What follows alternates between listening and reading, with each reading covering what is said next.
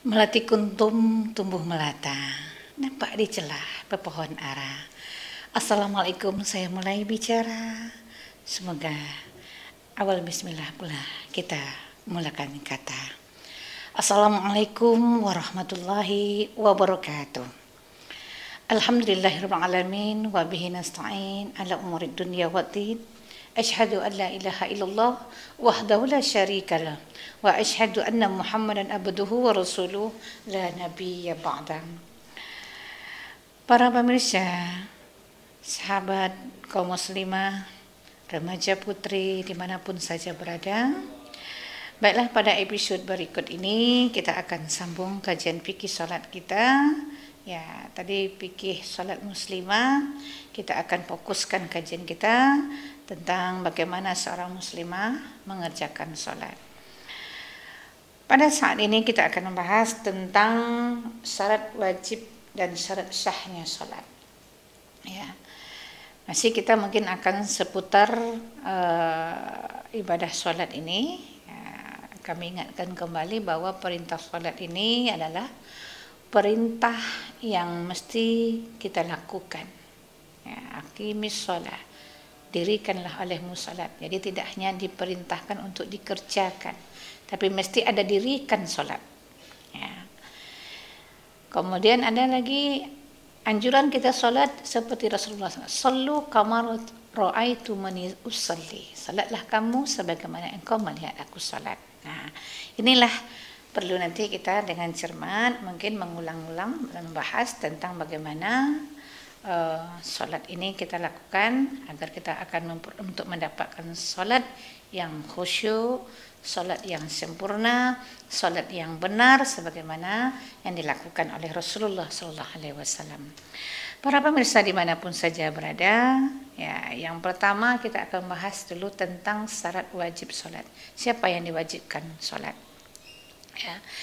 Yang pertama adalah seorang muslimah, ya, muslim dan muslimah. Nah, sebenarnya sama wajib, ya. Muslimah beragama Islam, ya. Kemudian yang kedua adalah ihtilam atau baligh, ya, orang yang sudah balik. Nanti kita akan bahas juga sedikit tentang apa syarat tanda-tanda seorang sudah balik itu, ya.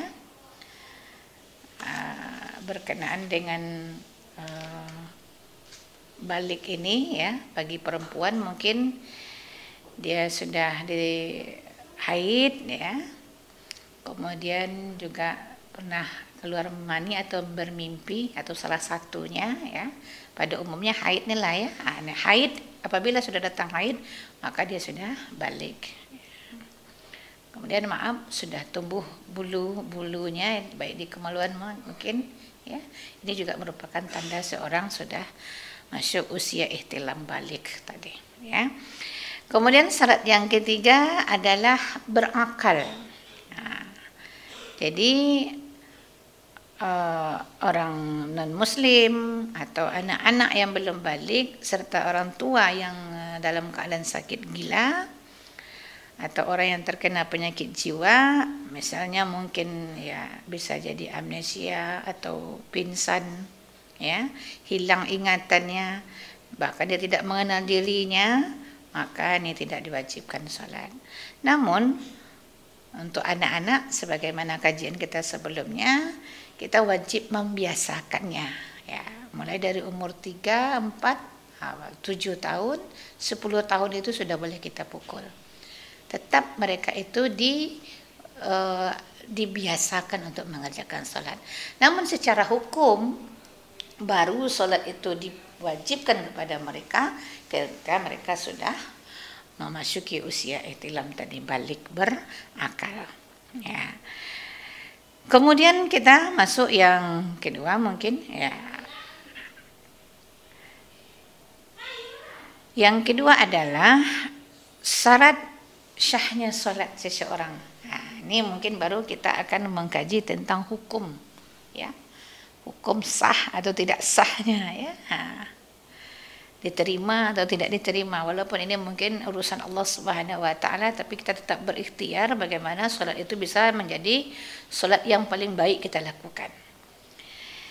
Yang pertama, syarat sah solat itu adalah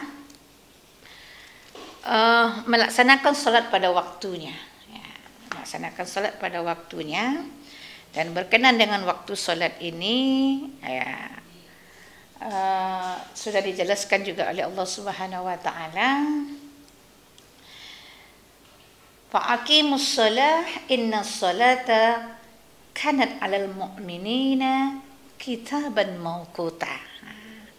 Jadi ternyata sesungguhnya salat itu adalah fardu yang ditentukan waktunya atas orang-orang yang beriman. Artinya salat ini tidak bisa sembarang waktu kita lakukan. Jadi mungkin kalau kita sebut itu salat fardu, ya salat yang 5 waktu sehari semalam ini, ya ada salat subuh, zuhur, asar, maghrib, isya, itu sudah ada ketentuan waktunya. Dalam ayat yang lain dijelaskan juga mungkin tentang waktu-waktu sholat ini, ya, seperti dalam surah Hud ayat 114, ya. Dalam surah Hud ini Allah katakan wa aqimus shalah tarafin nahar wa zulafin minal lail innal hasanati yuzhibna sayyi'at zalika zikra lizakirin. Dan dirikanlah sembahyang itu pada kedua tepi siang, pagi dan petang, dan pada bagian permulaan daripada malam. Sesungguhnya perbuatan yang baik itu menghapuskan dosa, perbuatan-perbuatan yang buruk itulah peringatan bagi orang-orang yang ingat. Nah, ini kan jelas bahwa waktu itu salat itu mulai dari pagi, dari subuh. Mulai terbit fajar, kemudian itu yang kita sebut dengan salat subuh, kemudian siang, ya, tergelincirnya matahari, kemudian asar, ya, menjelang petang, kemudian maghrib, masuknya malam, kemudian di awal malam salatnya isya. Nah, ini kan ada waktunya. Jadi apabila kita sudah diberikan waktu, tentu kita mesti salat pada waktu-waktu yang sudah ditentukan. Nah, mungkin kita mengulas sedikit lagi tentang waktu-waktu salat ini, ya, sebagaimana yang dijelaskan oleh hadis Rasulullah SAW yang diriwayatkan dari Abdullah bin Umar. Ya, ini mungkin saya mengambil satu hadis saja. Rasulullah SAW bersabda, waktu salat zuhur adalah jika matahari tergelincir dan bayangan seseorang itu telah sama tingginya. Ini waktu zuhur. Sepanjang waktu asar belum tiba. Waktu salat asar adalah sepanjang matahari belum menguning. Dan waktu salat maghrib adalah sepanjang mega belum menghilang. Waktu salat isya adalah sampai sepertiga malam. Dan waktu salat subuh dari mulai terbit fajar sepanjang matahari belum terbit. Dan jika matahari sudah terbit, maka janganlah engkau salat, karena itu waktu terbit antara dua tanduk setan. Jadi inilah makanya salat kesiangan itu enggak dianjurkan, ya.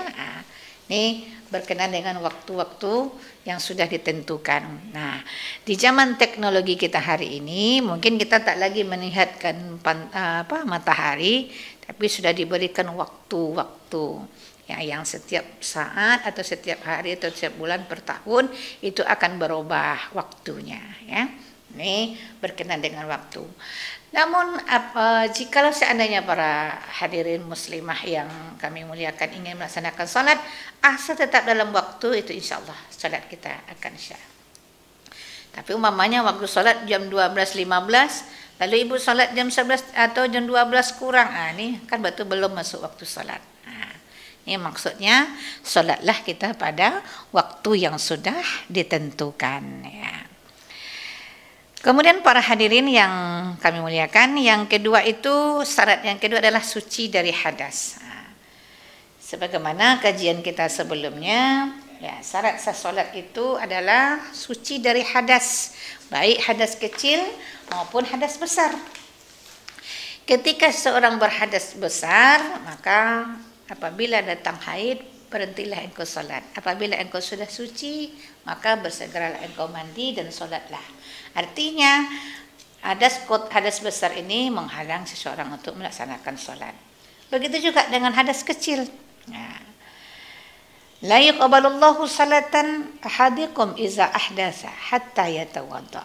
Nah, maka syaratnya seseorang itu apabila dia mau melaksanakan salat, ya iza kuntum ila shalah faghsilu wujuhakum. Nah, ini kajian wuduk kita kemarin, ya. Berkenan dengan itu, maka wuduk menjadi wajib apabila seseorang itu mau salat. Apa guna berwuduk? Untuk menghilangkan hadas kecil. Karena kata Rasulullah, la yuqbalullahu salatan ahadikum, tidak akan diterima salat seseorang hamba apabila dalam keadaan berhadas sampai dia berwuduk. Nah, ini pentingnya kita memahami suci dari hadas kecil dan dari hadas besar. Ya. Kemudian apa saja yang perlu kita sucikan, ya, dalam bersuci dari hadas tadi? Yang pertama kita akan melihat adalah pakaian badan kita terlebih dahulu. Nah, kaum muslimah dan remaja putri di mana saja pun berada, badan perempuan ini, nah, sebagaimana kaji sebelumnya, mungkin kita mengulang sedikit lagi, akan mengeluarkan 4 model cairan dari kubul dan mungkin juga ada dari dubur kita. Ya. Yang pertama adalah kemarin kita ulang lagi mazi. Mazi ini keluar apabila ada syahwat, dia akan mengalir. Ya, maaf saya mungkin bicara sedikit agak meleleh dia. Ya.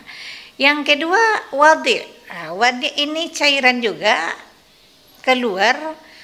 Bisa jadi setelah buang air atau mau buang air. Kita mau jalan buang air, ada cairan yang keluar. Nanti bisa bicara juga, saya bisa dilihat nanti kondisi pakaian dalam kita. Nah, apabila kondisi itu keluar, berarti kita masih dalam keadaan berhadas kecil. Ya. Kemudian yang ketiga adalah air seni, ya, air kencing. Tadi kita umpamanya beraktivitas, ya, atau mungkin batuk tadi, ya. Lalu gerimis di bawah. Gerimis di bawah ini jelas yang keluar itu adalah air kencing. Dan apabila itu pada badan kita masih ada kotoran, maka kita belum dianggap suci. Nah, ini cara membersihkannya mesti yang pertama kita harus istinja, ya. Sampai nanti memasukkan jari kita kepada lorong-lorong untuk membersihkan sampai dia tidak lagi ada merasa berlendir. Nih, ya. Jadi kalau masih ada lendirnya mesti harus dibersihkan sampai bersih. Kemudian juga harus mungkin dikeringkan. Nah, kita juga sering terkecoh, ya, atau tertipu kadang dengan adanya cairan yang keluar ketika sedang sholat. Padahal itu kadang-kadang juga bisa juga air sisa istinja kita tadi yang tidak kita keringkan. Jadi untuk kaum muslimah dan remaja putri mungkin biasakanlah membawa anduk kecil atau tisu agar ini bisa menjadi aman bagi kita. Dan nanti jikalau seandainya ada lagi yang keluar setelah dikeringkan, nah ini bisa jadi itulah tadi yang kita sebut dengan wadi, keluar setelah buang air kecil. Ini harus kita waspadai. Ini perlu kita pahami agar sholat kita bisa diterima sebagaimana yang dikehendaki oleh Allah Subhanahu wa taala, ya. Suci badan, ya. Tuh badan kita ini juga kalau seandainya dalam keadaan berhadas kecil tadi cukup dengan beristinja dan kita wuduk kembali. Setelah itu kita melaksanakan salat. Ya. Tapi kalau keluar mani berarti kita harus mandi. Ya, kemarin kita sudah tata cara mandi. Ya. Ini suci badan. Kemudian bagaimana kalau badan itu kotor karena keringat? Nah, kalau kotor karena keringat dia tidak termasuk daripada hadas, ya. Kalau hadas itu keadaan. Nah, sebenarnya haid, ya, atau angin keluar tadi atau cairan-cairan yang keluar tadi itu juga sudah diiringi dengan najis, ya. Tapi yang kita sebutkan sekarang dalam keadaan berhadas kecil, buang angin. Angin tak nampak, tapi ibu sudah mengeluarkan angin, maka kondisi itu adalah keadaan berhadas. Ya, dia suci badan. Kemudian mesti kita sucikan lagi pakaian. Ini untuk pakaian perempuan dalam solat, mulai dari yang terdalam, ya bagian dalam, kemudian bagian luar mungkin biasanya ibu-ibu pakai baju, ya kalau di rumah mungkin pakai baju rumah. Kemudian kalau kita berpergian pakai baju atau baju dinas atau baju bekerja.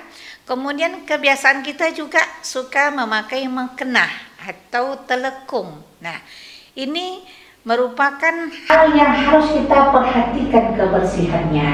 Ya. Jadi kalau seandainya pakaian yang kita pakai ke dalam keadaan kotor, itu mestinya kita tinggalkan terlebih dahulu, baru kita ganti dengan pakaian yang bersih, baru kita melaksanakan sholat. Ya.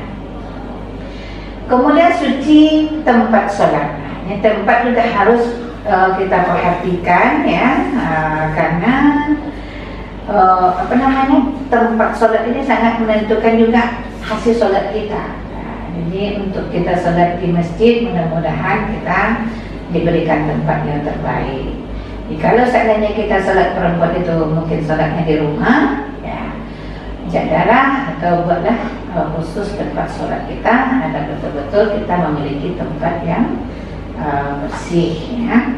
Ini. Kemudian yang suci dari najis. Nah, ini najis. Umpamanya kita sudah mau melaksanakan sholat, ibu sudah berwudu, ya, kita mau sholat, tapi tiba-tiba kakinya berdarah. Ya. Kaki berdarah, lalu bagaimana cara membersihkannya? Ini kan sudah masuk kepada najis. Najis itu ada 3, ada najis mutawassithah, ada najis muhaffafah, mutawassithah, dan mughallazah. Ya, kalau mukhaffafah ini sebenarnya sekarang ini hampir sudah tak ada. Mengapa saya katakan demikian, para ibu dan kaum muslimat? Karena najis mukhaffafah ini kan adalah kencing bayi laki-laki yang belum makan selain daripada air susu ibunya. Nah, pada umumnya anak-anak kita ini baru dilahirkan saja sudah minum air susu sapi. Nah, ini berarti sudah tak masuk lagi dia ke dalam kelompok najis mukhaffafah jikalau air kencing itu nanti mengenai tubuh pakaian orang yang akan sholat. Nah, hampir sudah tidak ada ya, tapi bukan berarti hukum hilang, tidak ya, hukum itu tetap ada, tapi mungkin yang akan berkenaan itu tidak ada lagi. Karena apa? Anak-anak sekarang sudah dipasang pampers ya, demi menjaga kebersihan baik ibu maupun neneknya mungkin ya yang ingin mengerjakan sholat. Yang kedua najis mutawassithah, najis pertengahan ya. Najis pertengahan ini mulai dari darah, nanah, ya, kotoran hewan, kotoran binatang, ya, dan lain sebagainya. Nah, ini dikelompokkan kepada najis mutawassithah. Nah, ketika tangan tadi berdarah, lalu darah itu bersihkan. Nah, kita bersihkan sampai nanti najisnya tak ada lagi. Ya, mungkin nanti setelah dibersihkan, ya kita kasih obat yang mungkin yang bisa kita gunakan untuk mengeringkan darahnya, lalu kita balut. Ya, jadi ini cara kita menghilangkan. Jadi najis mutawassithah itu cara menghilangnya dibasuh atau dibersihkan ya menggunakan air. Nah, kalau seandainya mamanya dia masih keluar darahnya sampai mungkin darahnya itu bisa diberhentikan ya, lalu dibalut ya, nah, sampai dia tak ada lagi bau, rasa, warna. Nah, jadi berarti itu sudah bisa kita lakukan sholat. Jadi kalau saat itu disebabkan darah, nanah atau kotoran. Nah, pada satu hari Rasulullah pernah berangkat ke masjid, lalu kakinya terpijak kotoran hewan. Nah, lalu cukup kaki itu dibersihkan sampai najis itu hilang, ya, hilang kotorannya, kemudian hilang baunya. Mungkin ya kalau mungkin kotoran binatang itu berbau, hilang baunya, hilang dia barangnya, tak ada lagi najisnya, dan hilang pula warna. Ini cara kita mensucikan hadas najis mutawassithah. Kemudian najis mughallazah, najis berat ya. Najis berat ini ya mungkin itu seperti air liur anjing ya, babi ya. Mungkin ada kan di antara keluarga-keluarga kaum muslimin juga yang memelihara anjing. Ini mesti berhati-hati ya, karena bisa jadi nanti gara-gara air liur anjing yang melekat pada pakaian sholat kita atau pakaian kita atau pada tubuh kita, maka sebelum dia dibersihkan 7 kali dengan air, 1 kali dengan air bercampur tanah, maka berarti kita belum suci dari najis tadi. Nah, inilah pentingnya kita pahami bahwa syarat sah sholat kita itu suci dari hadas, suci dari najis. Kemudian para pemirsa dimanapun saja berada, kita masuk yang syarat yang berikutnya, yakni menutup aurat. Nah, ini akan ada beberapa pembahasan tentang menutup aurat ini ya, bagi terusus kepada kita kaum muslimah. Karena ternyata aurat dalam sholat itu berbeda aurat laki-laki dan aurat perempuan ya. Mungkin aurat laki-laki dia antara pusat dan lutut saja. Nah, dia pakai singlet atau pakai celana pendek yang bisa menutupi lutut, dia sudah bisa sholat. Tapi kalau perempuan auratnya adalah mulai dari seluruh aurat perempuan itu adalah seluruh tubuh kecuali muka dan telapak tangan. Ini kita kan harus memahami dulu bagaimana pakaian yang bisa menutup aurat sampai seluruh tubuh tersebut. Nah, ini nanti mungkin ada beberapa pendapat para ulama ya berkenaan dengan pakaian sholat kita ini. Ya, apabila pakaian sholat itu atau sudah menutupi aurat sebagaimana yang disyaratkan tadi ya, seluruh tubuh kecuali muka dan telapak tangan, berarti yang hanya nampak itu adalah wajah kemudian telapak tangan. Lalu nanti dengan punggung tangan kita juga harus kita tutup. Nah, makanya kebanyakan kita orang Indonesia ya mungkin kita selalu memakainya dengan tambahan pakaian mukena. Nah, mengapa ini kita pakai pakaian mukena? Kalau seandainya seseorang itu sudah berpakaian menutup aurat, seperti hanya pakai khimar atau jilbab, ya, jilbab ini cukup menutup aurat, sudah bajunya juga panjang, apakah cukup itu dipakai untuk sholat? Secara hukum tidak ada masalah, sudah sah. Nah, tetapi ternyata di dalam sebuah adat dalam sholat itu, ya, untuk perempuan diberikan syarat. Yang pertama, pakaian sholat perempuan itu tidak boleh tipis. Nah, tak boleh tipis, berarti nampak bentuk warna kulit tubuh kita itu berarti tidak dibenarkan. Kalau seandainya mungkin dia hanya pakai baju, pakai jilbab, tapi jilbabnya tidak panjang, nampaklah bajunya tadi tipis, maka ini tidak memenuhi syarat. Yang kedua, mungkin pakaian perempuan itu tidak boleh membentuk tubuhnya ya. Sekalipun perempuan itu memakai baju mungkin baju gamis lah kita hari ini, tapi bahannya dari karet. Nah, ya sekarang apa namanya istilah bahannya itu Korea ya, bahan Korea yang akan membentuk lekuk-lekuk tubuh kita. Nah, lalu ibu pakai kerudung, tapi kerudungnya tidak panjang, maka ini juga tidak memenuhi syarat. Jadi tidak boleh tipis dan tidak boleh transparan dan juga tidak boleh membentuk lekuk-lekuk tubuh. Lalu pertanyaan lagi kita berkenaan dengan aurat ini, bagaimana dengan telapak kaki? Nah, kalau seandainya tadi perempuan sudah pakai baju, pakai jilbab yang menutup aurat, tapi ternyata dia tidak memakai kaos kaki, kaki dan terbuka. Nah, ini juga tidak memenuhi syarat.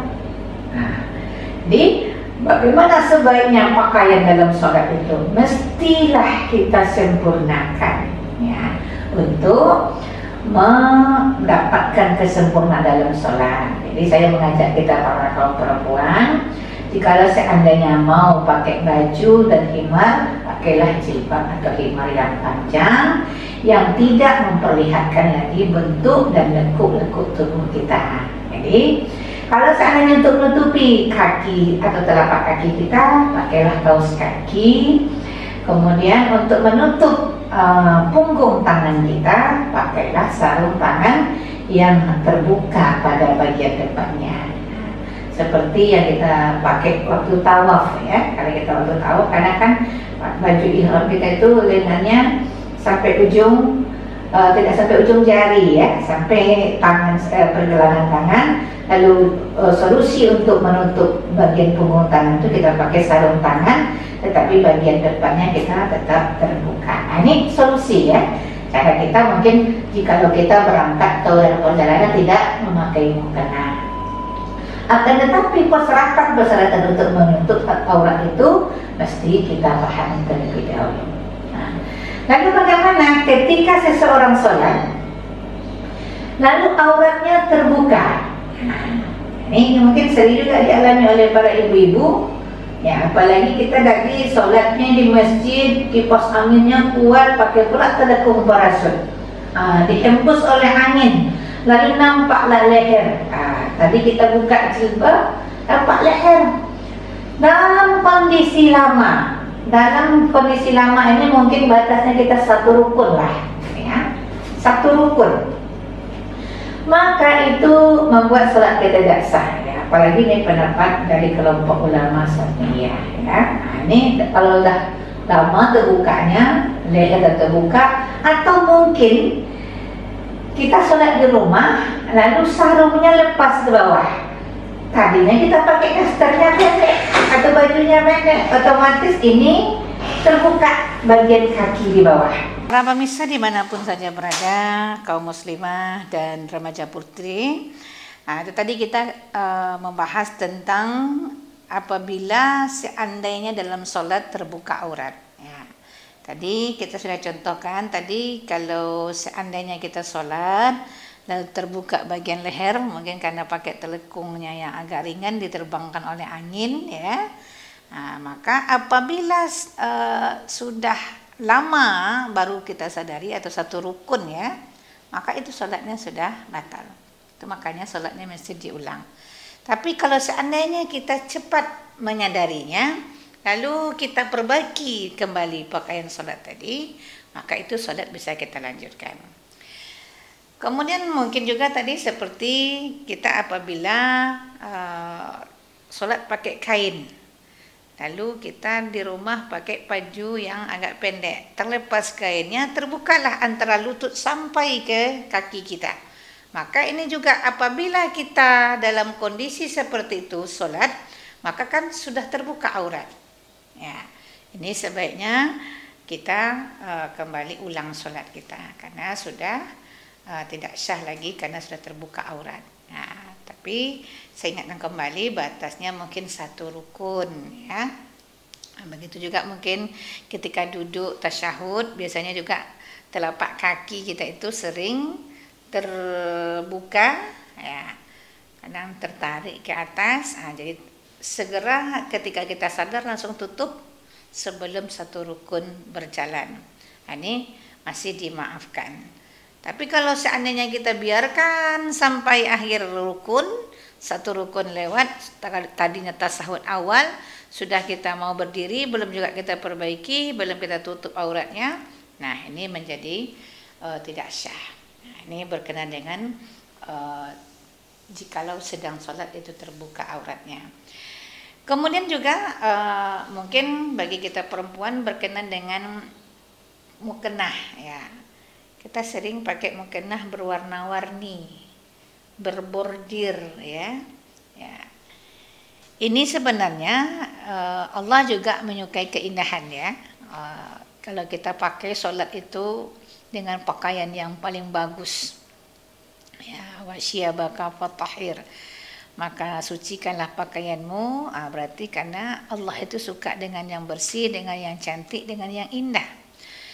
Cuma masalahnya kadang-kadang kita perempuan memakai mukenah ini ada sebuah kesombongan atau pamer, ria.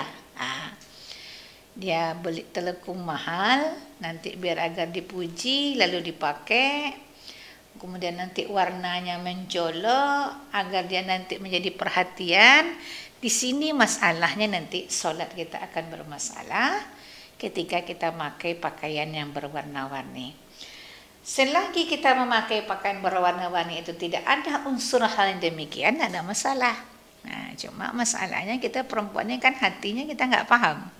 Nah, ini perlu juga menjadi perhatian kita. Lalu sebaiknya pakai telekung warna apa? Hitam apa putih? Nah, ini memang warna yang sangat disuka oleh Rasul itu sebenarnya ya hitam dan putih.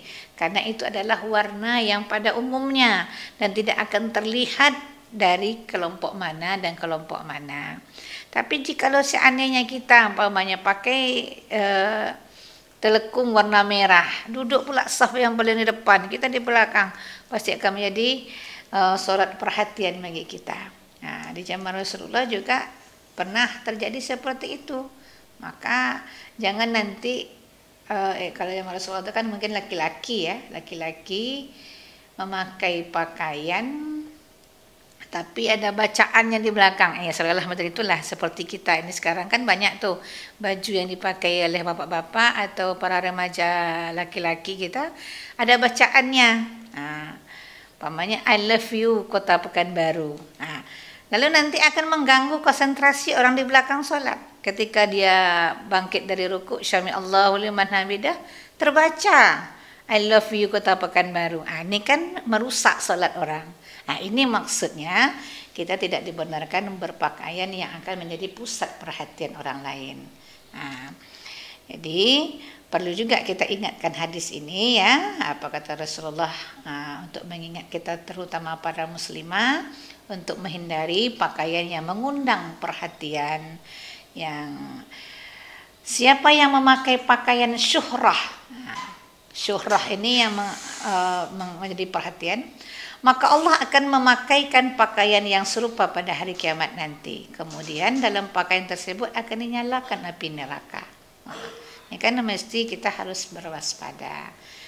Dan jika seandainya ibu sudah terlanjur membeli telekung baru, telekungnya cantik, berwarna-warni, ya cukup pakai di rumah saja. Ya, jangan membawa ke masjid mungkin ya, jangan menjadi pusat perhatian orang lain. Ini berkenan masih dengan menutup aurat. Kemudian yang syarat sah berikutnya mungkin yang terakhir adalah menghadap kiblat. Ya, muslimah yang akan melaksanakan sholat ya mesti mencari arah kiblat. Ya, kalau kita sholatnya di masjid, insya Allah kiblatnya sudah ditentukan. Tapi kalau kita sholat di rumah, kita harus pastikan rumah kita itu atau arah sholat kita itu mengarah kepada kiblat. Ya. Jadi kiblat kita itu yakni menghadap Ka'bah ya. Nah, seperti kita ketika berada di hadapan Ka'bah atau di Masjidil Haram. Nah, manapun posisi kita sholatnya menghadap ke Ka'bah. Ya. Kemudian ketika kita berada jauh dari Ka'bah itu sendiri, maka kiblat kita harus mengarah ke Ka'bah. Kan nggak mungkin bestis ya. Cuma sekarang juga saya lihat ya di masjid-masjid itu sampai udah muter-muter kita. Ya, karena memang dia pasti akan berubah ya.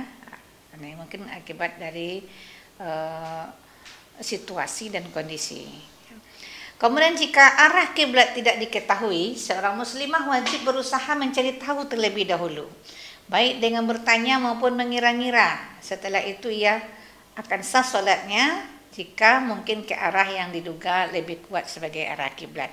Contoh, kita baru sampai di sebuah hotel. Di hotel itu tidak ada menunjukkan arah kiblat. Lalu kita mau salat.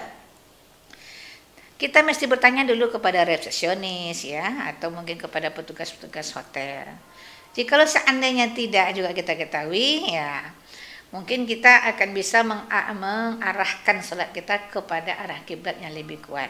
Nah, untuk hari ini bersyukur kita dengan kemajuan teknologi di HP kita tuh sudah ada arah kiblat. Ya, sudah ada arah kiblat sehingga kita mungkin cukup letakkan HP dan dia akan menunjuk ke arah kiblat.